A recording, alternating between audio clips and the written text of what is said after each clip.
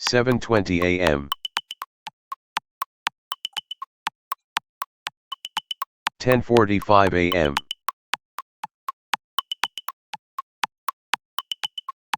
1:10 p.m. 3:35 p.m.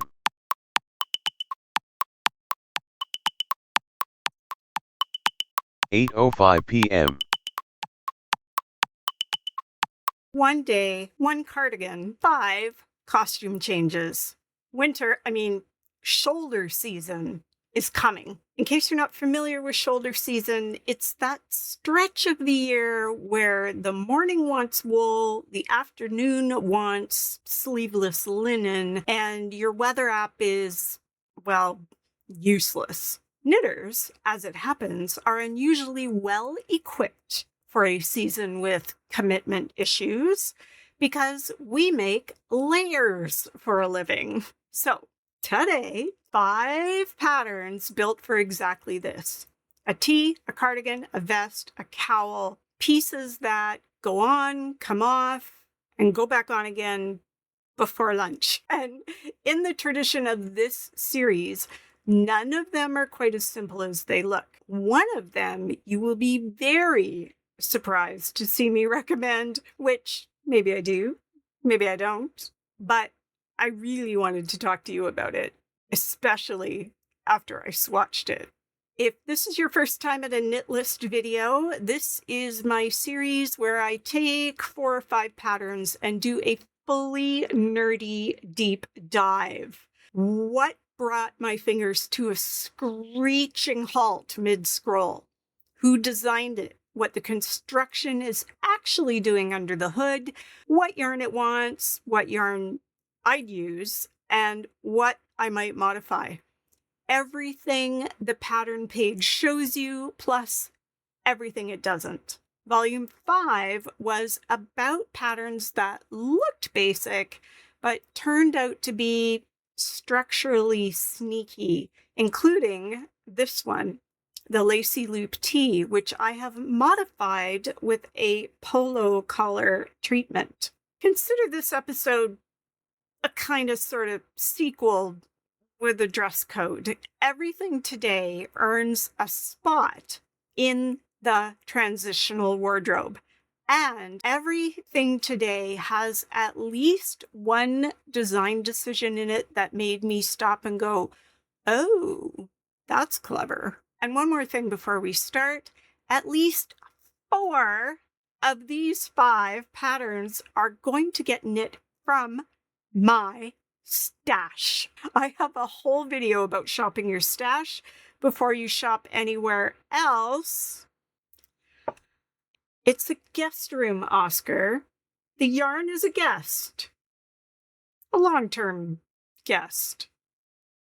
First up today, the back yoke tee by Noriko Ichikawa. At first glance, this is merely a plain stockinette tee. Has a nice neckline, clean lines. It's a smidge nice, but so what? Which, if you watched volume 5, you know this is exactly when I start studying the construction notes. Noriko Ichikawa is new to this channel, so let's see what she's about. She's based in coastal Kanagawa, Japan, and her path to a knitting designer is my favorite kind of non-linear. She ran a secondhand bookshop. She published books and then came back to knitting, a skill her grandmother taught her, after having a child. Let's start with the construction of this one, and it's the sneaky part. This plain tee is a plain stockinette tee wearing a trench coat, sheep's clothing, whatever. It's in disguise. The yoke is worked first out from the center back in both directions and wraps slightly around to the front. And on the finished garment, that yoke seam almost reads like a high, sort of horizontal raglan seam running from across the top of the shoulders, which is part of the whole trick because there's no raglan anywhere in this thing. That line is the sideways knit band doing the impression of a seam. From there, the front and back stitches get picked up off the bottom of the yoke and knit down to the bottom of the armhole, then joined in the round and knit the rest way down to a folded hem. The sleeves and the collar are then also picked up and knit down and finished with folded hems. So the whole rest of the tee hangs off the band that grew sideways out of the middle of your back, which means the fabric across the upper back, the part that takes a lot of the stress in a tee, has its rows running vertically instead of horizontally. This is pure engineering. Before we look at more of the potential of this pattern, let's look at the numbers. It was published just this April. It has 91 projects already.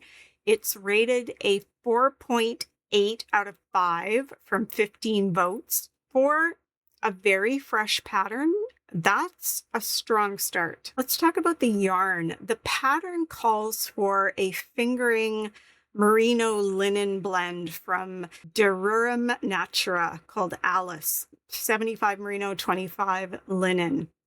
From my stash, I have this Momonoki Rami silk, and I've got 3 skeins of it. Each one is about 425 meters. So I'm covered yardage wise. And the content is not dissimilar to the yarn called for in the pattern. This one is 60% non-superwash wool, 20% silk, and 20% rami. Rami is essentially linen. It's sort of the shorter linen fibers. You could almost think of it like discount linen. So this one is 60-40 wool to plant/silk fiber, not way off the 75-25 of the Alice. So it's going to behave very much the same. And this yarn comes with provenance. I bought it at the vendor pop-up on one of the river cruise ships on the Rhine River last summer. Yes, there was a yarn pop-up on the boat. No, I don't want to discuss my self-control because there really wasn't much. So the Rami silk is crisp, breathable, has zero elasticity, and has great stitch definition. And that last part is going to count for this pattern specifically, but it's going to cut both ways. This construction has pickup lines from that yoke across the fronts and the lower back. A 75% merino blend is going to be a somewhat more forgiving of a slightly scruffy pickup row. This Rami silk blend is going to be a little bit more like posting it on a billboard. So if you're subbing like really inelastic plant fiber into this, your pickups are going to need to be really tidy because they're going to be on display forever. For modifications, I actually had a couple of ideas. I've already swatched my first idea. I was looking at this tee and it really looked like a great blank canvas to add some texture. So I knit up a panel of a stitch pattern called Damask from Noragon's Twisted Stitch sourcebook. This one. I love this book. And it came out looking exactly like I hoped it would look. I can absolutely picture this, just one panel of it running right down the center of that tee on the front, down the center of the back, below the yoke seam, and maybe even across the yoke on either side of the back running in that direction, or across the top of the shoulder. I don't know, I'd have to think about that a bit, but I am very happy with how this looks. It's exactly how I pictured it would be. And it's just going to take that plain tee and elevate it that tiny bit and make it unique and personal and me. One thing to keep in mind if you are going to drop in a textured stitch into a field of plain stockinette is to make sure that your gauge isn't going to dramatically change because of the type of stitches included in that panel. There are twisted stitches in here which do tend to draw the fabric in a little bit. So you would want to make sure that you swatch, block, measure, count the stitches, do a little smidge of math, and recognize if you're going to maybe need to pop a few extra stitches into the pickup area where that panel is going to be to avoid any distortion. And my second idea, and this is a bit of a tease, smooth, stable, non-fuzzy fabric like this is ideal ground for adding embroidery, which is relevant to me because there is an embroidery video coming to this channel that I'm very excited about. Embroidery floss is a tool, Felix, not a dog toy. Remember Rusamine from my I tried 5 fancy stitches video? Keep that in mind. More on that soon. For now, we've got a tee with a sideways spine and some beautiful ramie silk. Pattern number 2 is Maeron by Natasha Hornby. This one has been around for a bit. There's 131 projects. It's rated 4.8 out of 5 from 36 votes, and it's been around since 2022. It has survived full contact with well over 100 real knitters, and every finished project posted in Ravelry looks amazing. I don't think I've seen a design that was quite this successful for every maker. Natasha's biography reads like she's 3 different people. She studied textiles and design in Amsterdam and then, and this is the part I love, spent several years working in forensic psychology before coming back to knitwear. Forensic psychology. If you're wondering whether the person who designed this garment thinks in systems and evidence, yes. And also, yes. I knew she was cool. This pattern has the most fascinating construction. Maeron is also knit sideways. And before you ask, no, I did not plan a sideways construction theme for this episode. The patterns just did that by themselves. But sideways really undersells what's going on here. So follow along because this is the cleverest sequence in the whole episode. It starts with a provisional cast on at the armhole, which is then joined in the round. There are a few more rounds that are going to shape the curve of the lower armhole, and then some short rows to shape the shoulder. And then Natasha has this super clever 2-sided cast on that's worked off of a crochet chain, and that creates the side seam, and then the front and back grow out toward the center from that seam. Each one works separately and building out its neckline. So you knit the whole left half of the sweater, the whole right half of the sweater, and then they get joined together at the center front and center back with a 3-needle bind off. And then the hem and the ribbing, which I believe are done in seed stitch, go on last. And why did she knit this sideways? Well, because the texture panels are inspired by embroidered bodices, and the motifs run in the direction embroidery would have run on those bodices. So the construction serves the design idea instead of defaulting to top down, because top down is what sells these days. I appreciate a designer willing to make a knitter's life 5% more interesting for a good reason. But having said that, this pattern is still seamless, which is really the main selling point of a top-down anyway. You're genius, Natasha. Now, the texture, and a public service announcement. From a distance, these panels look like they're studded with my old nemesis bobbles.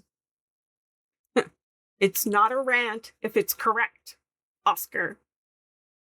When you look closer, though, what you see are wrapped stitches. The yarn gets wound around a small group of stitches to create a little tactile thread bundle. It's the same kind of visual interruption as a bobble, but none of the pokey 3D lumpy bumpy make 5 stitches out of one and then back again bobble nonsense. And here's your takeaway, even if you've never knit Maeron, wrapped stitches are a bobble substitute. File that. Next time a pattern you love is otherwise infested with bobbles, you now have a surgical replacement that keeps the rhythm of the texture without bobble tumors. As for the yarn, the pattern wants Cocon fingering weight merino. What I had in my stash was some Madeline Tosh sock in silver fox that I thought might work for the main color. And this little clump of the same yarn in esoteric colorway for the contrast. If I use this colorway, this esoteric has the bonus feature. The rest of this skein already became part of a Musselburgh hat. So this sweater comes with a factory matched hat. Planned? No. Will I take credit? Absolutely. Now, full disclosure on quantities, I have just enough esoteric. I've weighed it. I've done the math against the contrast yardage for my size, and I'm telling you this on camera because sideways construction has no mercy. You can't shorten a body mid-knit to dodge a shortage the way you can with a top down. So if you see a follow-up video titled, I lost a yarn chicken, you'll know exactly which garment was the culprit. Now, I swatched, of course, because I'm me, and I'm loving the combo of the not bobble flowers along with the simple 1x1 slip stitch. Look at that. What's not to love? Of course, on the garment, it's going this way. However, in making this swatch, I realized that I'm probably not actually going to wear a light gray sweater as often as I would a totally Nicole blue one. So this main color is getting a promotion I didn't see coming. A couple of years ago, I knit Ladder by Oregon in a sweater quantity of Anzula Squishy, a beautiful yarn, but the very low dolman armholes on that sweater feel so awkward on me. I never reach for it. That make is getting frogged. Don't feel sad for it. It knows what it did. And the blue squishy resulting from that frogging will join its friend here and become Maeron's mane. And the gray is going to make up the slip stitch contrast, where a little goes a long way. And a gorgeous yarn that's been trapped in a sweater I don't wear finally gets a garment I will. For modifications, honestly, they're going to be minimal. Aside from likely knitting an elbow or 3/4 sleeve instead of a full sleeve, the rest of the design is logical and all the design elements are perfection. This pattern is long at 19 pages, but well worth that extra length. Natasha always provides tons and tons of clarity about how her stitches are done. And this particular pattern also includes a number of photo tutorials of the different stitches and elements, which are super helpful. You know, the whole picture's worth 1,000 words deal, right? So don't be put off by the length. You can pick and choose which pages you actually need to print off if you are a pattern printer like those of us who are diehard Gen X pattern printers. Pattern 3 is the 3-season cardigan by Wool & Pine, and I love Wool & Pine. And judging by the name alone, this is the single most on-theme pattern in the episode. It's also the crowd verified one. 379 projects, 1,200 cues, and a 4.8 rating from 93 votes. 4 years of knitters have stress tested this thing. Here's what you can see from the photos. Gorgeous cables and texture, a deep V-neck with a wide band, a flexible length. But what you cannot see from the photos is the part that made me put this in this episode. This cardigan has side seams on purpose. I need you to understand how mildly rebellious that is in the current knitting climate. We are deep in a seamless era. Seamless gets stamped on patterns like it's a virtue in and of itself. And then Wool & Pine designs a top-down cardigan, back shoulders work separately, joined at the back neck, fronts picked up from the shoulders, and deliberately finishes the side seams with a mattress stitch. But why, Nicole? Why? Thank you for asking. I'm delighted to tell you. Look at the fiber. Both suggested yarns are 70% cotton, 30% merino. Cotton is heavy. It grows. It sags with wear. And a semi-cropped cardigan that grows becomes a semi-tunic within a year or so. Side seams act like a spine. They stop the fabric's downward ambitions. The seam is the structural answer to the yarn choice. The designers knew exactly what they were doing. All right, there are a lot of textures in this pattern, but Wool & Pine were amazing enough to provide a chart just for swatching. And yes, I made it. This is what a swatch should look like when it's needed, that is. And yes, I made the whole thing happily. Now, this yarn, I just happen to have a sweater quantity of this Barocco Remix in my stash. If you're not familiar with Remix, Remix is 100% recycled fibers.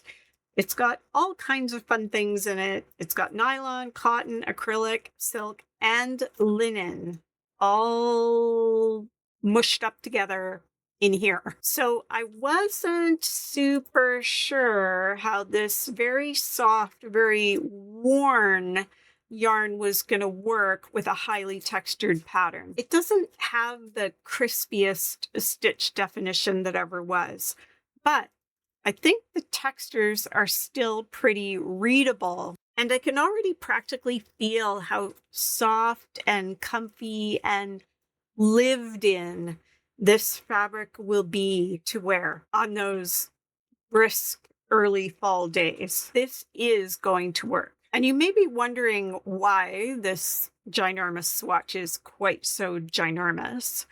But it's actually because each of these different textured sections knits at a slightly different gauge. So you want to make sure that this is 5 1/4, this is 1 inch, this is 2 inches, and this is 5 inches, or 5 1/4.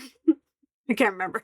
Anyway, it says at the top of this page. And really, the only way to do that is to swatch all of it. But here's the upside of swatching everything like this. I know some people are going to say, oh, you've already knit half the sweater. Well, yeah, maybe. But I have now already practiced every one of these elements, and I've practiced them all together on the same row, which is how they appear in the sweater itself. So I've made all the mistakes I'm going to make. I know what's happening. And when I actually cast on and start knitting this, it's going to go smoothly. And my aggravation and potentially fixing mistakes and frogging back incidents will undoubtedly be lower. I can't guarantee they'll be gone, but they will be lower. Worth it. And while we're here, Woolen Pines patterns are beautifully laid out. They're easy to read, easy to navigate, and I especially appreciate diagrams built right into the more complex sections. It makes everything so much easier to visualize what's happening at every stage. The sleeves are picked up at the armhole and knit in the round. And Woolen Pine were thoughtful enough to leave you a note reminding you that you may want to go up a needle size because sometimes people knit more tightly in the round. However, there is another option to working this sweater that I noticed on one of the Ravelers projects, and that is before you join the side seam, you could choose to knit the sleeve flat, adding a couple selvage stitches, and then you could seam the whole underarm and side seam at the same time. Your choice. And there's another thing that this pattern gets right. If you watched volume 5, you heard me take Brooklyn Tweed to task because the author, A Beautiful Brilliant Pattern, had essentially no larger sizes knit, photographed, or modeled. So plus size knitters were being asked to gamble hundreds of dollars potentially on faith. Well, the 3-season cardigan has a huge size range and shows it modeled photos across many body types, including, and I checked, a 65-inch worn with 9 inches of ease. This is what doing it right looks like, and it deserves to be said as loudly as the criticism was for that other designer, who I like. No shade, just that particular pattern was a little problematic. Like I said about the yarn, it suggests 70-30 cotton merino blends like Cascade Cantata or Catchy Concept cotton merino. This Barocco remix has been marinating in a felt basket on my shelf for conservatively forever. And yes, it is dark teal, which is essentially my channel in yarn form. But I knew that I had cabled remix before, so I knew that the stitch definition held up better than a recycled fiber blend really had any right to. That previously cabled garment went to my mom strictly because I knit it in a very non-Nicole color. Don't ask. The fabric behaved itself. The color has left the building. So this yarn really needed to be swatched, and it also needs those side seams. The yarn and the construction are solving each other's problems. My swatch behaved. So this is a genuinely good pairing. If it didn't work, I would have been buying the recommended blend with a clear conscience. Knitting 1,500 meters of the wrong yarn to prove a point is how my mom ended up with yet another cardigan, and she's doing fine for cardigans. For modifications, the length flexibility is built in, so mostly for me, it's choose wisely, swatch, and honestly, I don't think it needs anything. And now here we are at pattern number 4, the breezy one, River Ripples by Yumiko Alexander. If that name is ringing a bell, that's because in volume 5, minute 1, I held up my joinery, also Yumiko Alexander, and told you I wear it to death and I would break my own no repeats rule for it. So when I say this designer has already earned a permanent place in my actual wardrobe, I can back that up. This designer, Yumiko Alexander, if you don't know about her, you need to. She's originally from Japan, but now based in Arizona and has been publishing since 2007 with over 200 designs under her label Dando, which is Japanese for warm earth. She also has one of the most coherent design signatures in the business. Simple silhouettes, complex fabric. Shapes you could describe over the phone, but textures you have to see to believe. Twisting roots, water, sandbanks.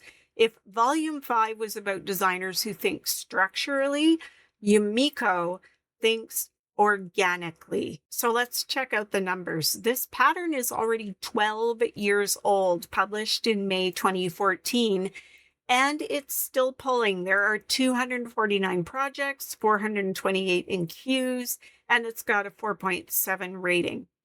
A 12-year-old accessory that's still getting queued is a pattern that has earned it. In terms of the construction, it's one of my very favorites, and I'll tell you why. River Ripples is a poncho style cowl, I guess you could call it, and it seamed exactly the same way I seam all of my wrap over modifications. One short end brought around to the bottom of one long end and sewn to create an asymmetrical drapey poncho without the points, at least without the points. And it's also built on Yumiko's signature stitch, which is cables with deliberately dropped stitches inside them. Let me say that again for everyone who just felt a chill. The dropped stitch, the thing you might have nightmares about, the thing lifelines exist to prevent, the reason crochet hooks live within arm's reach, is in this fabric the design element. You knit the cable, then you drop stitches on purpose and let them ladder. The run is the ripples in the water. Clever, yes? I did plan this, Felix. That's the entire point. And here's where I have an advantage over every other pattern today. This one is on my needles right now. Not just a swatch, a bona fide work in progress. Look at this drapey beauty. Because you cannot necessarily understand intentional drop stitches from a photograph, you have to watch the ladder run. So we're going to do this together on camera. And for the record, I almost never drop a stitch by accident. Doing it on purpose is a novelty, and I love it. For the yarn, the pattern suggests Dando Silk Plus, which is 76% silk, 24% cotton, or Haiku Riley, which is an alpaca, silk, and linen blend. It has gorgeous drape, no elasticity, and that's exactly what this pattern wants. The ladders need the weight to open up and stay open. And I have this yarn in my stash, obviously, which is exactly why this project has been in my queue since dinosaurs were in kindergarten. And I'll just say it again. If you are going to sub yarn for this one, you really need to match this drape because that inelasticity is a feature. When this is worn, the fabric mostly hangs sideways off the shoulders, and that gentle widthwise pull is partly what opens the ladders and helps keep them open. A bouncy high memory wool is going to spring them shut again. So choose something with lots of fall and drape and let gravity do its job. For modifications here, 0, none, nil. It's perfect as is. And the finale. I saved this one for last on purpose because it's different, way different from my usual recommendations. And it's the showstopper. First of all, I'll warn you up front, it's advanced. Like capital A, I mean it, advanced. Look. And I'm going to add this disclaimer. The Tiffany Knitted Vest by Svetlana Gordon has only 4 projects so far, but it is in 62 Qs. But that means no meaningful rating history yet. It's brand new and seems like it wasn't widely tested. There's no crowd of finished objects to hide behind here. This one is on my list because I am vouching for it. And you just need to know that's the basis. So, why am I vouching? Okay. The designer, Svetlana Gordon, Tashashu on Ravelry, is based in Moscow and originally from Ukraine, with 98 patterns in her store.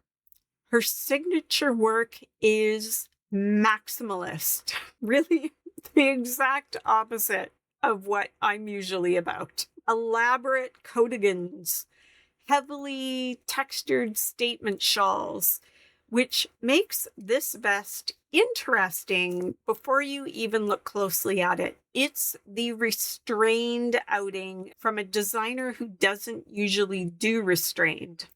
And you know about how I feel about restraint. It's harder than it looks. What's really fascinating about this is the construction. Like, how the heck did she make this happen? It's all created with modular joins using gradient yarns. No stranding, no floats, none of the tension, anxiety. Yeah, well, you're accurate on both counts, boys. Apart from the amazing color and texture combo, there are also these long ties down the side that take it from relaxed to potentially semi-fitted. And Svetlana includes explicit instructions for adding length or width by adding motif bands, which means that the pattern forgives gauge deviation better than anything in today's lineup. That's a designer building adjustability into the architecture rather than apologizing for its absence in the comments section. And because this is essentially a one size garment, for good reason, as you'll see, those kind of extra tips to help people adjust it as they need to are really not just thoughtful, but important. Okay, let's talk about the yarn. The suggested pairing is pretty cool. It's Malabrigo Machita as the contrast against a Lana Grossa linen silk cotton blend as the main. Plant fiber body, wool accents. My plan A is a bit different. A gradient Bilum yarn that I bought in Budapest last December. I bought these 2 colors to work together, and the values do separate properly. I did the check, but the complication is, well, there are a couple. The main one is I don't have enough of the main color, but between the 2 colors, I can make it work. But that means that the contrast, which is also a gradient, quite tonal, would need to be worked from both ends of the ball to fill out the bottom edge of the garment, which means that potentially the 2 halves of that edge won't match each other. Then I've decided that's a feature. It's a gradient garment. Symmetry isn't necessary to make it all that and a bag of chips, right? But the other question is about body. This Bilum is a bit finer than the suggested yarns, and this fabric needs a bit of structure. The shaped motifs kind of need to sit rather than sag. All of the picking up stitches and binding off is going to help here. You'll see in a second when I show you my swatch. And also there's a lot of ribbing starting out at the base, so that gives that bottom edge a bit of structure as well. So, speaking of the swatch, there was no getting around it. This had to be swatched in pattern. A stockinette swatch wasn't going to tell me anything. It looks weird, but this is where I learned exactly how advanced this puppy truly is. And it's not that it's unthinkable or that the designer is clearly translating Russian to English without necessarily running it past an English-speaking knitter. And it's not for lack of detailed instructions with many extremely helpful photos. It's that when I scanned this page for the first time, I went, oh, what the bejesus is this? Looked like crazy on top of madness until you actually sit down and work it and discover that taken step by step, it's doable if you like picking up stitches. The truth about this one is you will spend more time picking up stitches than actually knitting. All of those contrast colored lines you see in my swatch are picked up and then bound off. And then new stitches are picked up from behind those. So every color change here, every section is yet another set of picked up stitches. However, it is so cool.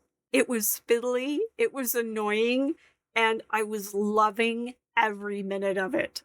And I'm still intrigued enough after doing this swatch to want to knit this and to want to knit it in my Bilum yarn, which is on the thin side, but seems to have the right kind of drape and weight to make this work. As for modifications, there might possibly be a color substitution for me depending on how this ends up landing on my neck. You can learn more about my neck's lifelong grievance committee by checking out my neckline modification video.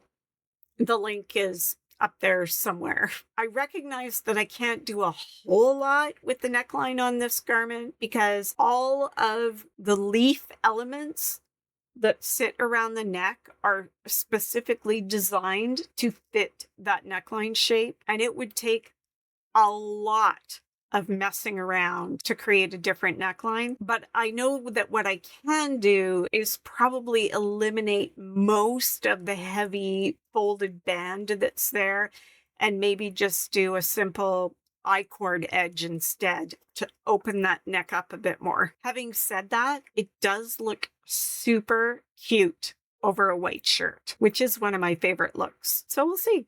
Stay tuned to see this possibly completed in a later knit list video. Keep bugging me for it until it shows up. And let me know if you think you'd like to put your advanced knitting skills to the test with this pattern. So that's volume 6.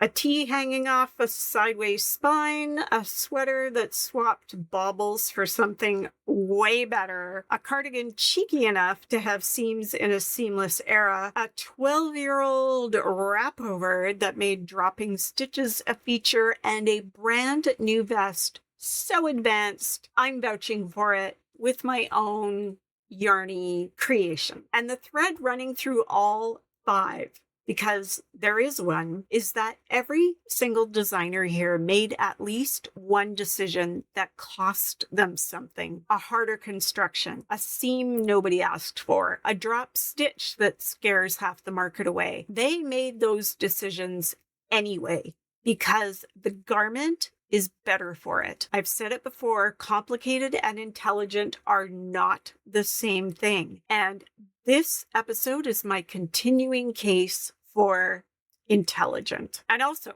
for the record, all of them could be knit from my stash. The system works occasionally. Now, I would love to know which of these would actually make it onto your needles. And if you've got a pattern in your queue where the designer clearly made one of those expensive, invisible, worth it decisions, let us know in the comments. I get lots of episode ideas from that. If you had the bestest time hanging out with Oscar and Felix and me today, you know what to do. Boop that like button, subscribe, send it to a friend, check out the After Hours Lounge, all the usual administration. I say goodbye. Oscar and Felix say goodbye. Now, go knit something smarter than the weather. Bye.